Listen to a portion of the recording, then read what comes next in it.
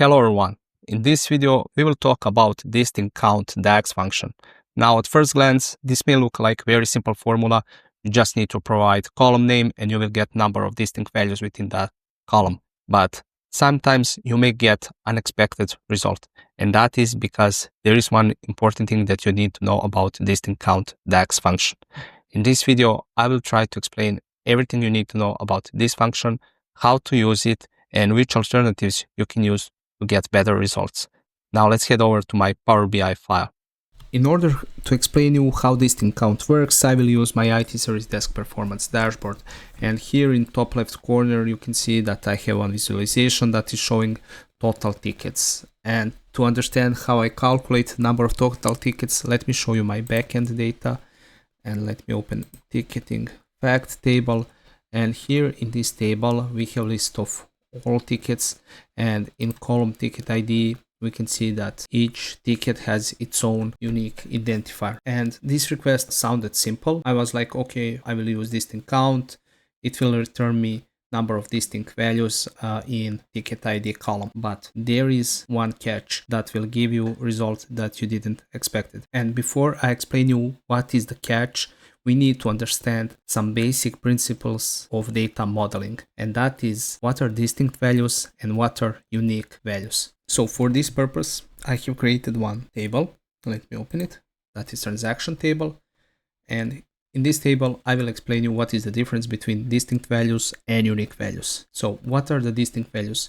Those are different entries in a column, regardless of how many times each value appears. Now, from this example, we can see that distinct values are all different values that exist in this column. And if we count each value only once, no matter how many times it appears, we will get distinct count, number of customers. So as you can see in this example, we have customer ID 101 that appears twice. Then we have 102 that appears once. Then 103 also appears twice. And 104 appears only once. So the distinct values are 101, 102, 103, and 104. Total 4 values. Now, what are unique values in this column? So unique values refer to values that appear only once. Now remember, only once in a column.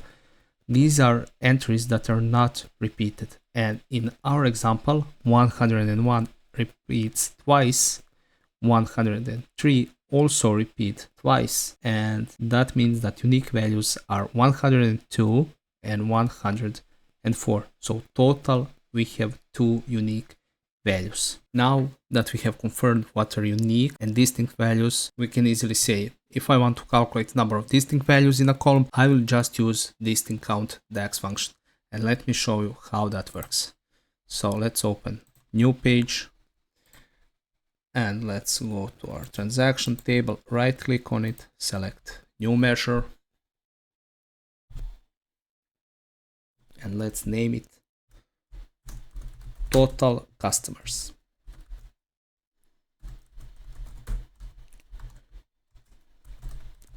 And let's use DISTINCTCOUNT.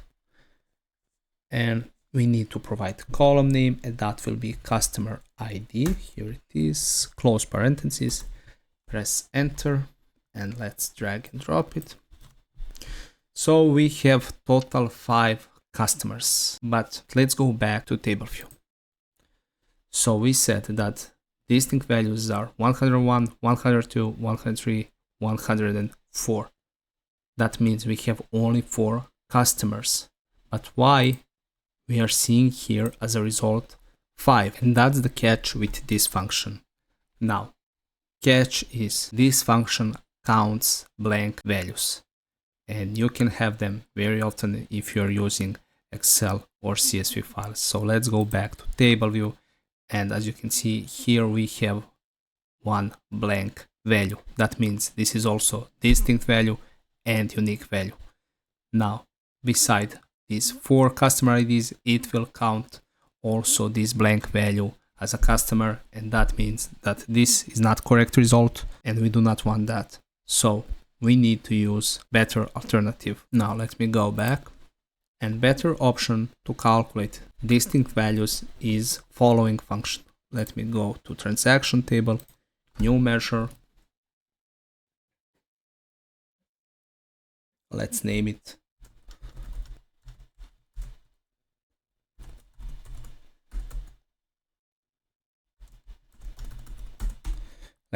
total customers correct equal to, we will use similar function, and that is distinct count no blank. And we also need to provide column name, and that will be customer ID. Let's close parentheses and let's drag and drop it. And now as a result, we got 4, which is correct number. So we do not want to calculate blank values in our measure. First formula is also correct, but let's say it's technically accurate. But in most analytical scenarios, blanks do not represent meaningful data. So including them, we can skew results and lead to misleading insights. Now it's up to you to choose, will you use distinct count or distinct count no blank? It depends. Does the blank mean something or it is just missing? So your answer will determine which function you should use for accurate results. But just to be safe, I would go with distinct count blank always, especially if your data source is an Excel or CSV file. Let me show you how that looks in my IT performance dashboard. So if we go to homepage, we can see that number of total tickets is 1,558. Let's go to ticketing table and let's select this column. And as you can see, total 1,559 rows and 1,558 distinct values, same as in our visualization. But let's open this measure. We are using here distinct count. Let me see what will happen if we use distinct count no blank. And you see number is reduced to 1,557. Now let's go back to table view to confirm why this happened, and let's filter data. And as you can see, we have one blank value in our table without any data, and distinct count also included this row into calculation, which is not correct. Now let me select all. How long you have been using this function without knowing that it counts blank values? To be honest, I have been using distinct count for more than 5 years without knowing that it counts blank values. But luckily, I found out first. I hope that this video was helpful, that you have learned something new, and if that's the case, like this video, leave a comment, and if you're new to my channel, don't forget to subscribe. Support my work and see you in one of my next videos. Bye.